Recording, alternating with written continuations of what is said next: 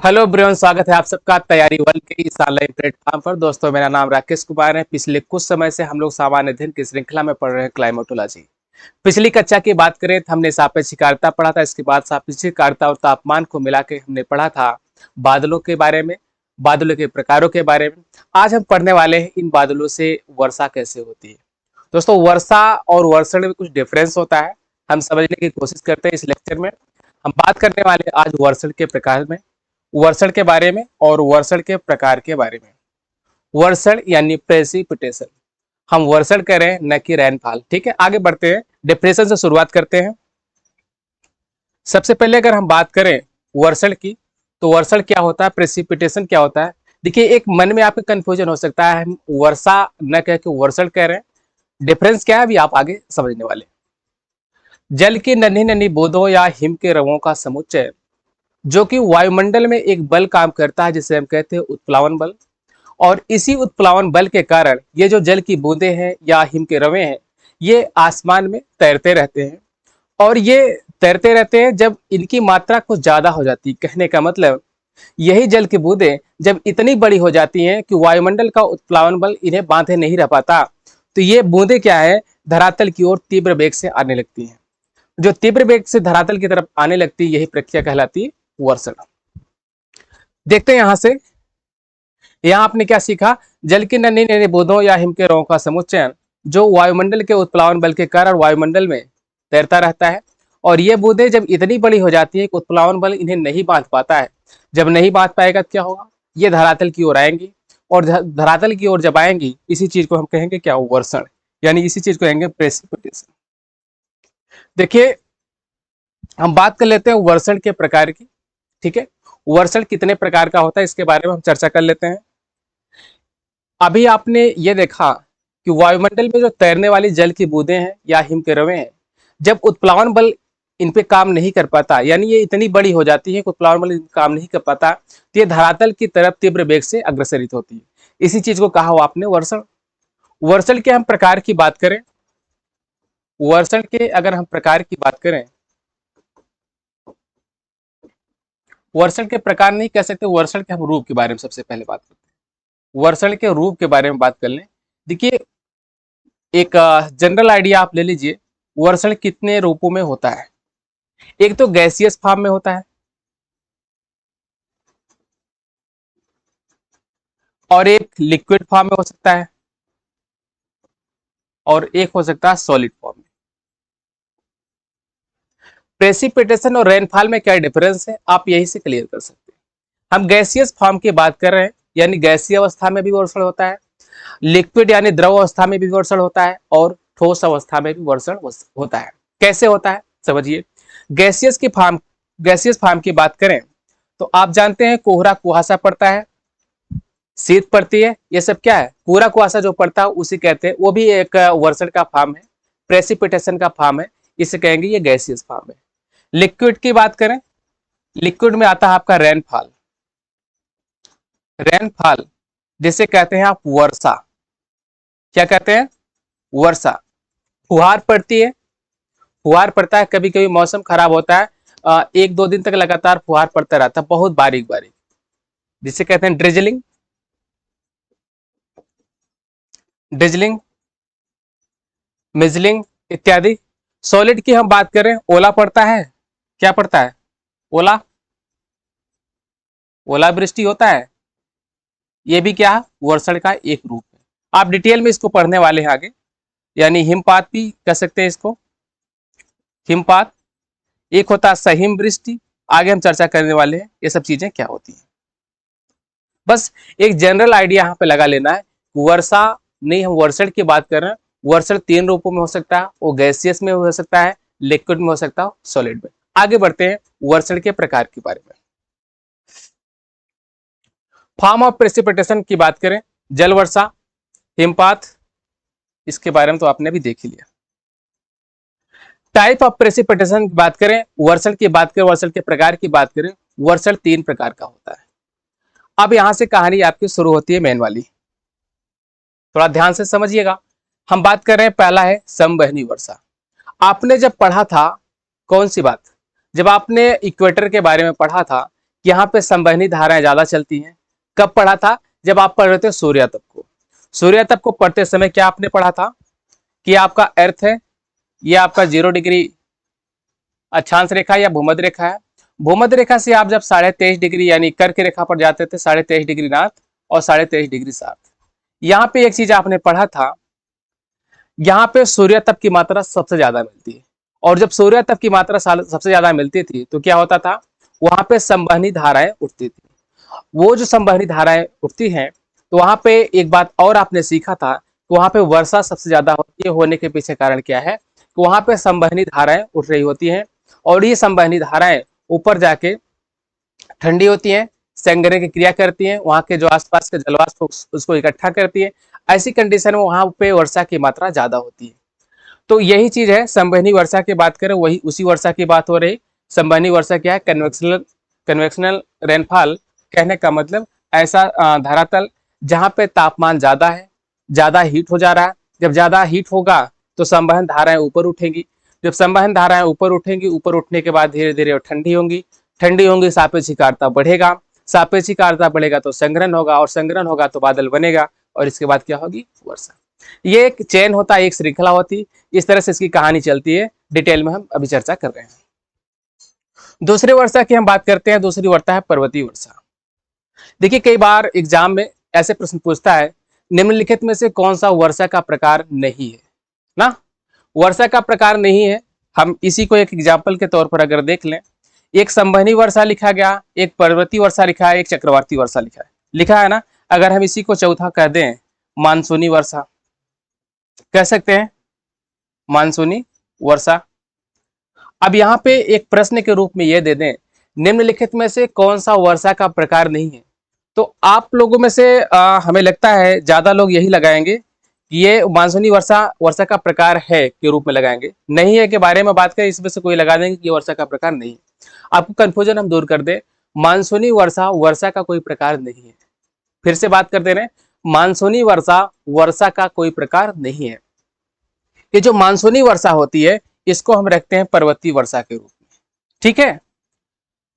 North India में हम बात करें, साउथ वेस्ट मानसून से सबसे ज्यादा वर्षा होती है। मानसूनल रेनफॉल कहते हैं उसको, मानसूनी वर्षा कहते हैं।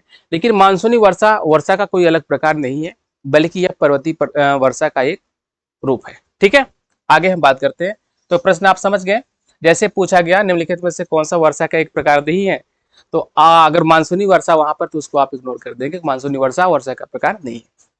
पर्वतीय वर्षा, इसके बाद एक होता है चक्रवाती वर्षा, या इसी को हम कहते हैं वाताग्री वर्षा। इसी को क्या कहते हैं? वाताग्री वर्षा। ठीक है, ये वर्षा के 3 प्रकार हैं। आगे हम बात करते हैं, संवहनी वर्षा के बारे में थोड़ी सी चर्चा कर लें। संवहनी वर्षा होती कैसे? जैसे ये कोई धरातल है आपका, ये आपका सरफेस है। ठीक है, ये सरफेस है।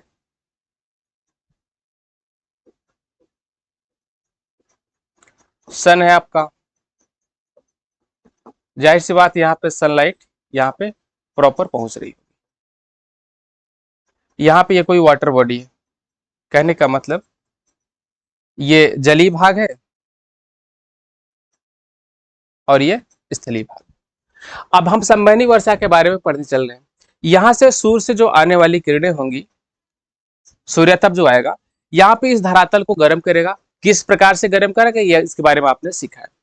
यहां से जब ये धरातल ज्यादा गर्म होगा, जब गर्म होगा तो क्या होगा, यहां से संवहनी धाराएं उठेंगी। यहां से संवहनी धाराएं उठेंगी। भाई जो सरफेस ज्यादा गर्म होगा, संवहनी धाराएं तो वहीं से उठेंगी। अब यहां से जब संवहनी धाराएं उठेंगी तो क्या होगा, संवहनी धाराएं उठेंगी, ये ऊपर करेंगे, आरोहण करेंगी। आरोहण करने के बाद क्या होगा, वायु के तापमान में कमी होगी। आपने एक चीज पढ़ा है, जैसे धरातल से जब कोई संवहनी धारा उठती है, यानी धरातल से जब हवाएं उठती हैं, एक निश्चित समय पर जाने के बाद क्या होती है, ठंडी होने लगती है। आपने इस चीज को पढ़ा था पिछली वाली क्लास में कि जब आप क्लासिफिकेशन कर रहे थे हवाओं के बारे में, पवनों के बारे में, कि पवने विषुवत रेखा से यानी भूमध्य रेखा से जब उठती हैं, उठने के बाद एक निश्चित सीमा पर जाने के बाद क्या होती है, ठंडी होती। ठंडी होने के बाद क्या होती थी, वो फैलती थी, और फैल कर जाके 30 से 35 डिग्री अक्षांश पर गिरती थी, यानी उपोष्ण उच्च वायुदाब की पेटी पर गिरती थी। ऐसी कंडीशन में क्या होता था, वहां पे हाई प्रेशर बनता था। इसी चीज को आपने पढ़ा था। अब यहाँ पे हम बात कर लेते हैं, जब ये वायु यहां से उठ रही है, जो उठने वाली वायु है ऊपर जाएगी, ठंडी होगी, जाहिर सी बात है। अब ठंडी होगी तो क्या होगा, सापेक्षिक आर्द्रता में वृद्धि होगी। सापेक्षिक आर्द्रता में वृद्धि कैसे होगी, इसको आपने सीखा है। जैसे धरातल से जब हम ऊपर जाते हैं, ऐसे में रिलेटिव ह्यूमिडिटी जो है, सापेक्षिक आर्द्रता, उसमें वृद्धि होती है। इक्वेटर से जैसे हम पोल की तरफ जाते हैं, सापेक्षिक आर्द्रता में वृद्धि होती है। बात आप क्लियर है, यानी टेम्परेचर कम होगा, ऐसे आप समझे हैं, जब टेम्परेचर कम होगा तो रिलेटिव ह्यूमिडिटी बढ़ती है। इस बात को आपने सीखा है, ठीक है, या ऐसा यहाँ पे समझ लीजिए, जब टेम्परेचर कम होगा रिलेटिव ह्यूमिडिटी बढ़ेगी। तो यहाँ पे जब वायु ऊपर उठ रही है, सापेक्षिक आर्द्रता में कमी होगी। जब सापेक्षिक आर्द्रता में वृद्धि होगी।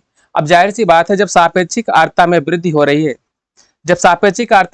हो रही है, ऐसी कंडीशन में क्या होगा, संघनन होगा। जब रिलेटिव ह्यूमिडिटी का मान 100% हो जाता है तो संघनन की क्रिया स्टार्ट हो जाती है। अब जाहिर सी बात है, जब सापेक्षिक आर्द्रता यहाँ पे बढ़ रही है तो क्या होगा, संघनन की क्रिया शुरू हो जाएगी। और जब संघनन की क्रिया एक बार शुरू हो जाती है तो वो जारी रहती है। ऐसी कंडीशन में बादल बनना शुरू हो जाएंगे। और जब बादल बनना शुरू हो जाएंगे, आपने पीछे की कहानी देखा, बादल में होता क्या है, वही तो जल की बूंदे होती है, हिम के रवे होते हैं, वो तैर रहे होते हैं। और जब ये बूंदे इतनी बड़ी हो जाती हैं तो वायुमंडल के उत्प्लावन बल द्वारा नहीं संभलती है, तो क्या होगी, नीचे गिरेंगी। जब नीचे गिरेंगे उसी को क्या कहेंगे, वर्षण। बात क्लियर है, फिर से समझ लीजिएगा। धरातल ज्यादा गर्म होगा, जब धरातल ज्यादा गर्म होगा तो संवहनी धाराएं ऊपर उठेंगी। संवहनी धाराएं जब ऊपर उठेंगी तो धीरे धीरे ठंडी होंगी। जब ठंडी होंगी तो सापेक्षिक आर्द्रता बढ़ जाएगी। जब सापेक्षिक आर्द्रता बढ़ जाएगी, यानी बढ़कर इतनी हो जाएगी, 100% हो जाएगी, तब क्या होगा, संघनन क्रिया प्रारंभ हो जाएगी। और जब संघनन की क्रिया प्रारंभ हो जाएगी तो बादल बनेगा। और बादल जब बनेगा तो बादल बनने के बाद क्या होगा, एक निश्चित समय बाद जो बादल में जल की बूंदें हैं वह वायुमंडल से नहीं संभलेंगी, तो क्या होगी, धरातल की तरफ नीचे गिरेगी। और इसी प्रक्रिया को कहेंगे वर्षण। ये रही संवहनी वर्षा कैसे होती है, इसके बारे में आपने समझा।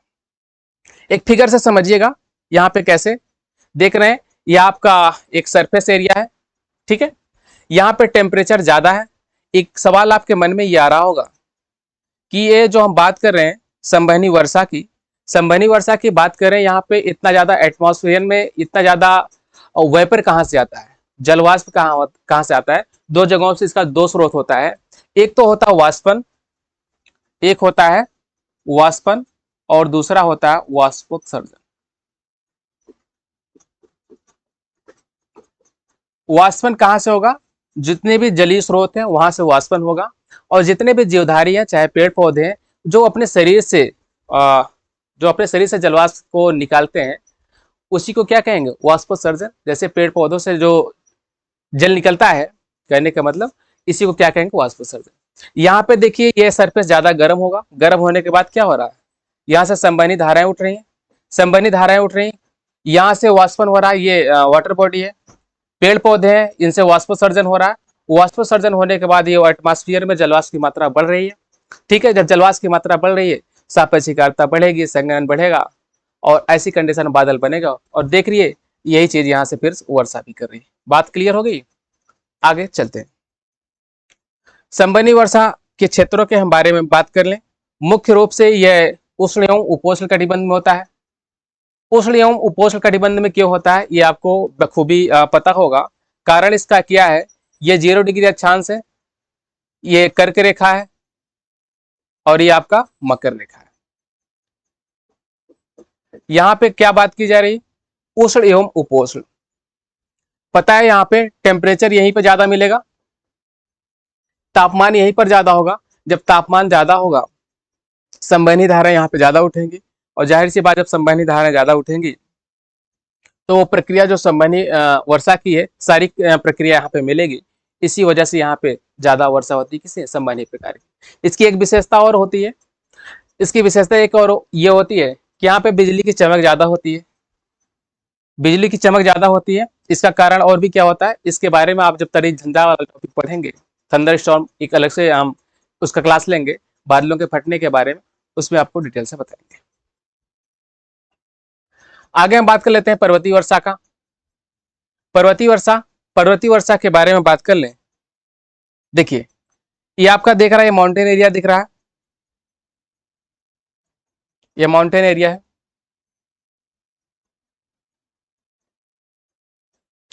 यहां पर ये सी लेवल है, यानी वाटर बॉडी। यहां से क्या है, यहां से जो उठने वाली हवाएं होंगी, यहां से उठने वाली हवाएं होंगी, जब कोई पर्वत के सहारे, जैसे संवहनी कोई संवहनी धारा जब उठती है, वाटर बॉडी से जब निकलेगी या स्थलीय भाग से निकलेगी, यानी गर्म होने के बाद ऊपर ही उठेगी, ऊपर उठने के बाद ठंडा होती है। अब जब संवहनी धारा की हम बात कर ले, जैसे कोई भी हवा गर्म होकर ऊपर उठ रही है, ऐसी कंडीशन में क्या होता है, अगर वह किसी पर्वत से आकर टकराती है, ठीक है। देखिए, उठने का मतलब ये नहीं है कि सीधा ही ऐसे उठ के सीधे वायुमंडल में जाएगी, जो अवरोध होंगे उसको प्रभावित करते हैं। अब यहाँ पे अगर ये पर्वत के सहारे उठ रही है, उठने के बाद क्या होगा, धीरे धीरे, देखिए पर्वत की दिशा तो ऐसे ही होगी, ये धीरे धीरे जब यहाँ पे उठ रही है, धीरे धीरे ठंडी ही होती जाएगी ना, ठंडी होती जाएगी। जब ठंडी होगी तो सापेक्षिक आर्द्रता क्या होगा, घटेगा बढ़ेगा, बढ़ेगा। क्यों बढ़ेगा, क्योंकि तापमान जब कम होता है तो रिलेटिव ह्यूमिडिटी बढ़ती है। जब रिलेटिव ह्यूमिडिटी बढ़ेगी तो एक कंडीशन ऐसा आएगा, संघनन की क्रिया प्रारंभ होगी। कब होगी, जब 100% रिलेटिव ह्यूमिडिटी हो जाएगी। ऐसी कंडीशन में क्या होगा, बादल बढ़ेगा, वर्षा होगा। तो यहाँ पे देखिए, पर्वत का ये विंडवार साइड है जहां पर ये पड़ रहा है, और ये जो है लीवार साइड है, इसे कहते हैं पवन विमुख, पवन विमुख एरिया, और ये पवन अभिमुख है, ऐसा कह सकते हैं, पवनाभिमुख। कहने का मतलब, जिस दिशा में, जिस साइड पर ये हवाएं पड़ रही हैं, पड़ने के बाद यहीं पर वर्षा करेंगी और खूब वर्षा करेंगी। लेकिन इसके अपोजिट साइड में क्या होगा, ये हवाएं जब यहां से जाएंगी, यहां से उतरेंगी, जब उतरेंगी कहने का मतलब और गर्म होंगी, उतरेंगे जब गर्म होंगी, जब गर्म होंगी सापेक्षिक आर्द्रता क्या होगा, कम होगा। और ऐसी कंडीशन में क्या होता है कि इस एरिया में तो खूब वर्षा होती है, इस एरिया में खूब वर्षा हो जाएगी, लेकिन इस एरिया में सूखा सा पड़ जाएगा, यानी वर्षा नहीं होगी। बात क्लियर हो गई, बात क्लियर हो गई। यहाँ पर इस एरिया में खूब वर्षा हो जाएगी, लेकिन उस एरिया में वर्षा नहीं होगी, इसलिए इसे को कहते हैं रेन शैडो एरिया।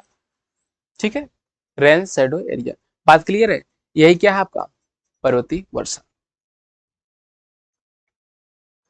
पर्वतीय वर्षा मुख्यतः पवन अभिमुख क्षेत्र में होती है, यही चीज आपने अभी पढ़ा। कैसे होती है आपने देखा, यही तो देखा, इस एरिया में क्यों हो रहा, इसको देखा आपने।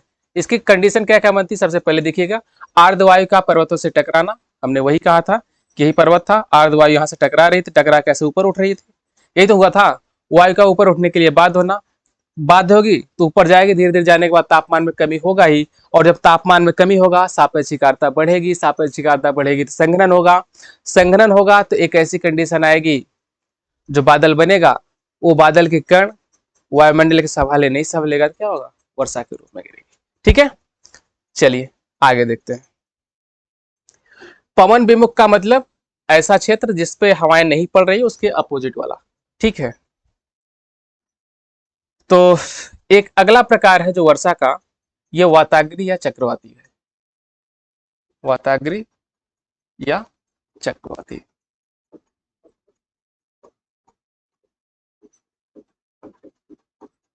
देखिए, एक बात आपको क्लियर कर दें, वाताग्र या चक्रवाती को बहुत डिटेल में यहाँ पर नहीं बताया रहा, उसका कारण ये है कि वाताग्र को हमको खूब अच्छे से पढ़ना है, एक डिटेल में पढ़ना है वाताग्र, क्योंकि वाताग्र चक्रवात से पूरी तरह संबंधित है, और कैसे होता है ये इसके बारे में पढ़ना है। आप थोड़ा सा यहाँ समझ लीजिए, वर्षा के प्रकार के बारे में पढ़ रहे हैं, तो संवहनी पढ़ा, दूसरा पर्वतीय पढ़ा, पर्वतीय को ही मानसूनी कहते हैं, ध्यान में रखिएगा, मानसूनी अलग से कोई नहीं है। और तीसरा है वाताग्र या चक्रवाती के बारे में। आप इतना सिर्फ समझिए कि जब जब कोई दो विपरीत विपरीत प्रकृति की वायुराशियां आपस में टकराती हैं, आपस में टकराती हैं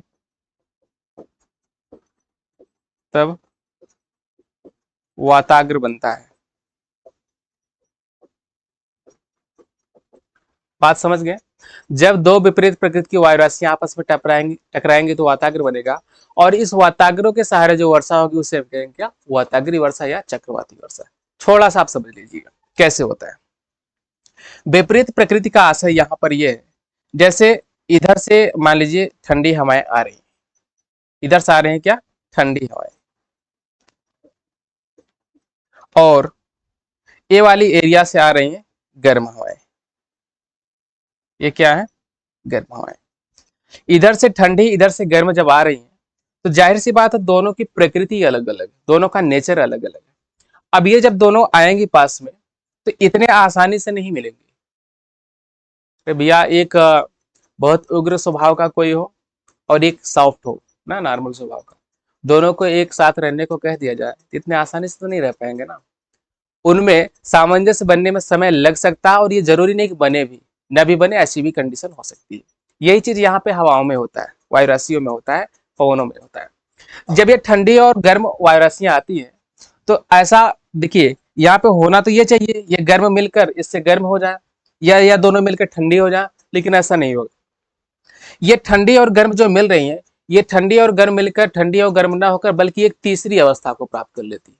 ठीक है, एक थर्ड स्टेज को प्राप्त कर लेती है, थर्ड स्टेज को।